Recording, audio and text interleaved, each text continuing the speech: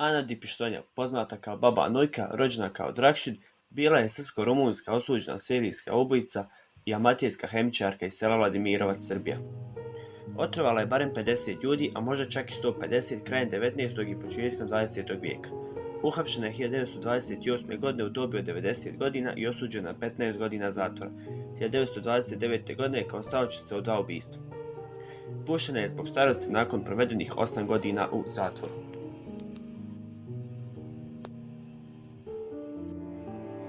Prije nego što krenemo video, zamolio bih vas da ako to još niste da se pretplatite naš kanal kako bi nas podržali u daljem radu, a mi sada idemo u ovaj video.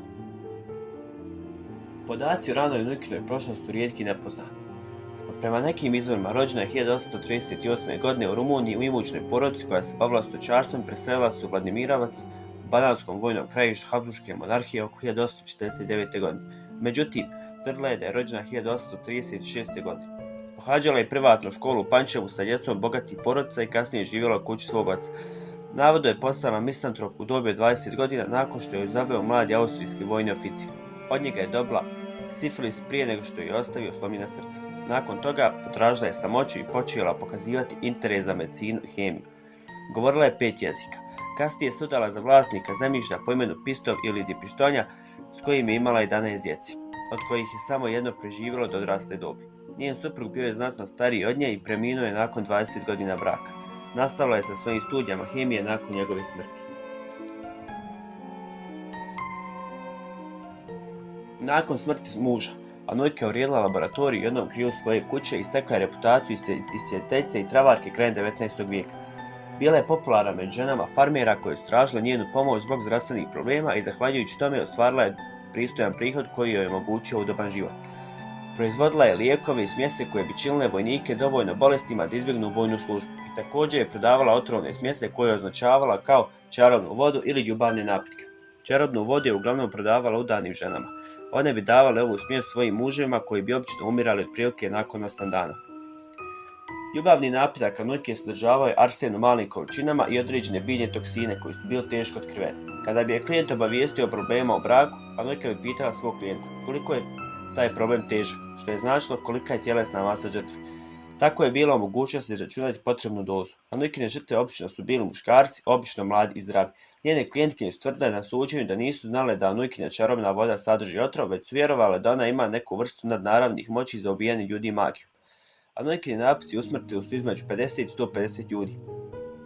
U 1920. Anojka je imala svoju prodajnu agenciju, ženu po imenu Ljubina Milankov, koja je bila odgovorna za pronalaženje potencijalnih klijenata i vodila ih je do Anojkinog doma. Cijena Anojkine čarobne vode je varirala između 2000 i 10.000 jugoslovenskih dinara.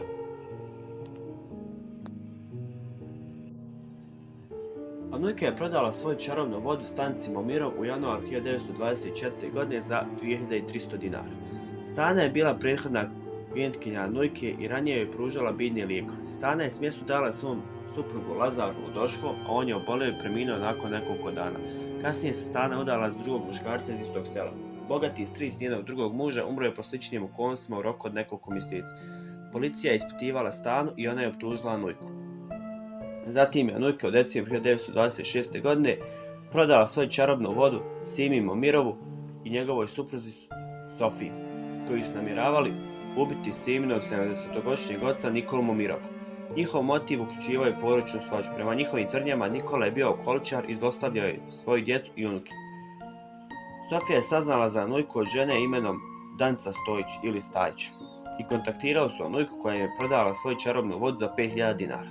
Sofija je dala smjesu 16-godišnjoj Olgi Sturzi, Nikolnoj unici i naredila joj da se pobune da Nikola to popije. Nikola je popio napitak, obolio i preminuo nakon 15 dana. Njeno prvo suđenje održano je u junu 1914. godine u Biloj crkvi zbog optužbi za pružanje otrova za ubistvo, ali je oslobođena.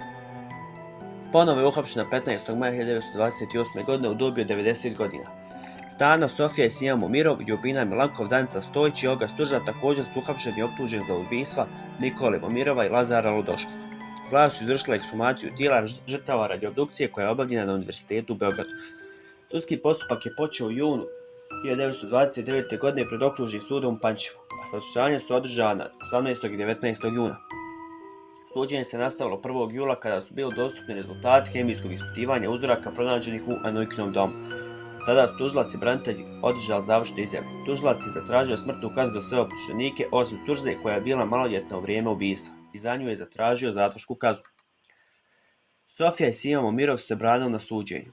Tvrdili su da nisu znali da čarobna voda sadrži otrov. Vjerovali su da je to obična voda i da je smrt rezultat Anojkinih nadnaravnih moći. Snana Momirov je tvrdila da je željela čarobnu vodu samo kako bi izliječila muža od alkoholizma i da nije znala da će ga ubiti.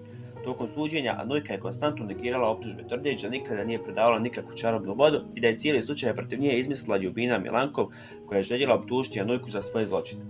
Tužna se branila tvrdeći da je u vrijeme ubistva još uvijek bila dijete i da nije znala da će voda ubiti njenog djeda, ali Sofija je svjedočila da je Turza bila dobro svjesna cijeli zavjer. Dr. Branko Vrdelja svjedočio je da su pronađeni tragovi arsena u tijelama obje žrtve.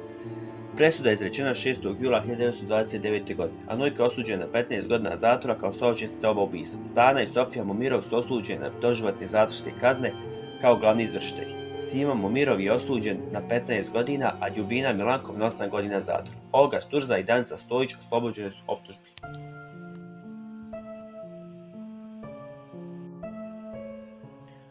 Tužilac i optuženici su uložili žalbu na presudu Apelacionog suda u Novom Sadu. Suđenje je održano 29. i 30. novembra 1929. godine.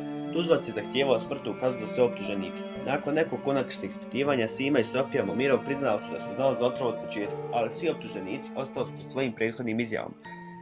Presuda je izrečena 30. novembra 1929. godine. Anojka je ponovo osuđena na 15 godina zatvora sa teškim radom, a Stana i Sofija Momirov ponovo su osuđeni na doživotni zatvor. Simi Momirovu kazna je povećana sa 15 godina na doživotnu, a kazna Ljubini Milankov povećana je sa 8 na 10 godina. Sturza i Stojić ponovo su oslobođene optužbi. Anojka je puštena iz zatvora u dobi od 98 godina nakon 8 godina provedenih iza rešetaka zbog starosti. Preminula je 2 godine kasnije u svojoj kući u Vladimirovcu 1. septembra 1938. godine u dobi od 100 godina.